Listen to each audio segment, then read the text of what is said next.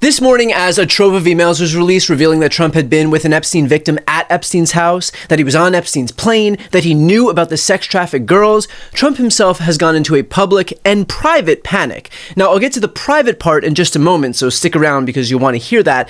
But in terms of the public meltdown, he took to Truth Social, writing, "The Democrats are trying to bring up the Jeffrey Epstein hoax again because they'll do anything at all to deflect on how badly they've done on the shutdown and many other subjects. Only a very bad or stupid Republican would fall into that trap. The Democrats cost our country $1.5 trillion with their recent antics of viciously closing our country, while at the same time putting many at risk, and they should pay a fair price. There should be no deflections to Epstein or anything else, and any Republicans involved should be focused only on opening up our country and fixing the massive damage caused by the Democrats."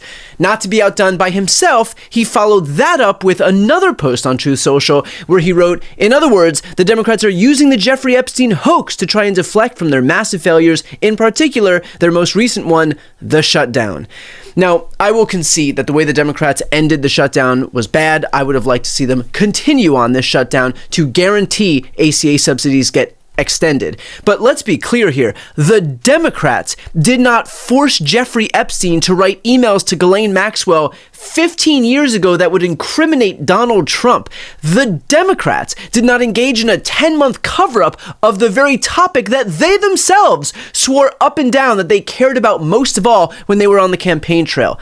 How Trump being best buds with Jeffrey Epstein and then implicating himself somehow in this pedophile ring is not the fault of the Democrats.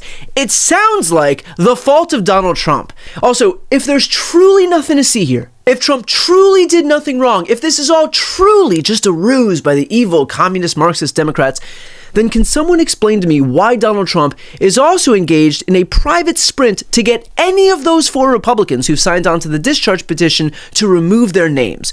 According to the New York Times, top officials met in the White House Situation Room on Wednesday with Representative Lauren Boebert, a Colorado Republican who is backing an effort to force a House vote on whether to demand the release of the files. She was summoned to sit down with top Justice Department and FBI officials. One of the people said the session included Attorney General Pam Bondi and FBI Director Kash Patel.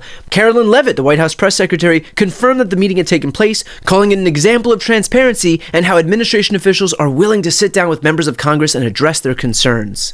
Ah, yes, because nothing says transparency quite like summoning members of Congress to a closed-door meeting with top Justice Department brass to be pressured into removing your name from a discharge petition so that Trump can continue suppressing the Epstein files.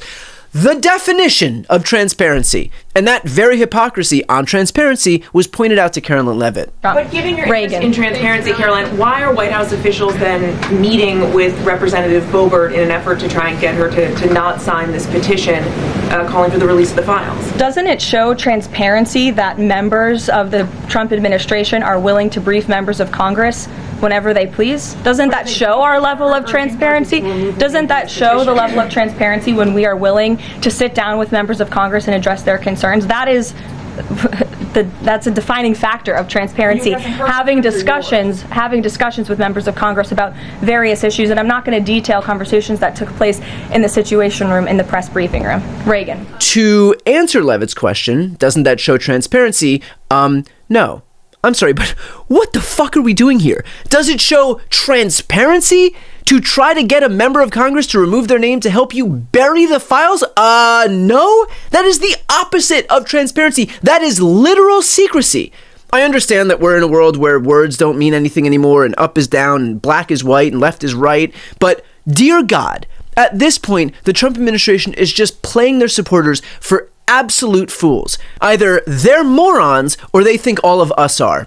Take all the time you need with that one. And it's not just Levitt. Mike Johnson, the man through which Jesus Christ himself speaks on the floor of the House, echoed that same talking point. I don't. I think it's all been explained. I think this is a massive distraction by the Democrats while we're trying to get the government reopened and covered for their mistakes. And I find it interesting that the press corps didn't ask all these questions for 4 years during the Biden administration. But the president's the one who wanted all these documents out. Why not release all these documents now? He's for maximum transparency. He said it as recently as a couple couple of days ago, and I talked to him about it today. He's for everything coming out. Always has been. He's for everything coming out, always has been, which is why he's trying to prevent the release of the files, and I've been helping him.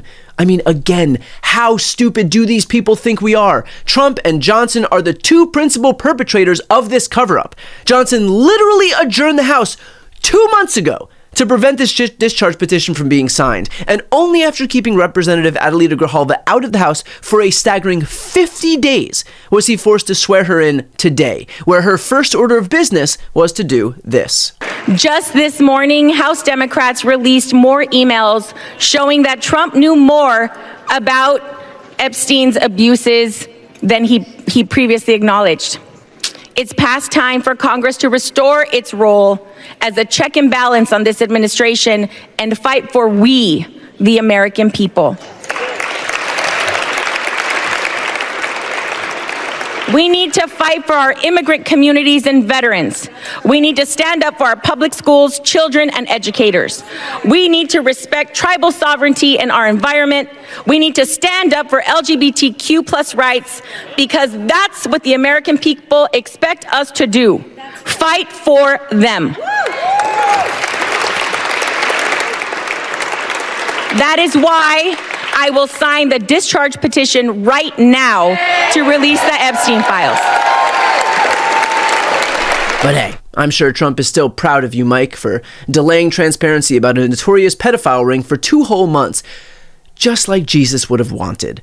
Now, notably, Boebert did not fold despite Donald Trump's pressure campaign, nor did Nancy Mace, Marjorie Taylor Greene, or Thomas Massie, and the discharge petition has now officially ripened, meaning no names can be removed. There will now be a vote on the Epstein files in the House, which we just found out from Mike Johnson will be next week, meaning earlier than anticipated. Now, keep in mind that it still has to pass the Senate by a 60-vote margin, and it also has to be signed into law by Trump himself. The latter won't happen, but it is possible that there could be a veto-proof majority that will eventually sign on to this thing to override Trump's refusal to sign if members of Congress and senators decide that they don't want to have to go back to their constituents and explain their involvement in a pedophile ring cover-up. So more news on that to come, and of course, I will cover it all, so if you'd like to follow along and support this channel, please make sure to subscribe. It is and always will be 100% free.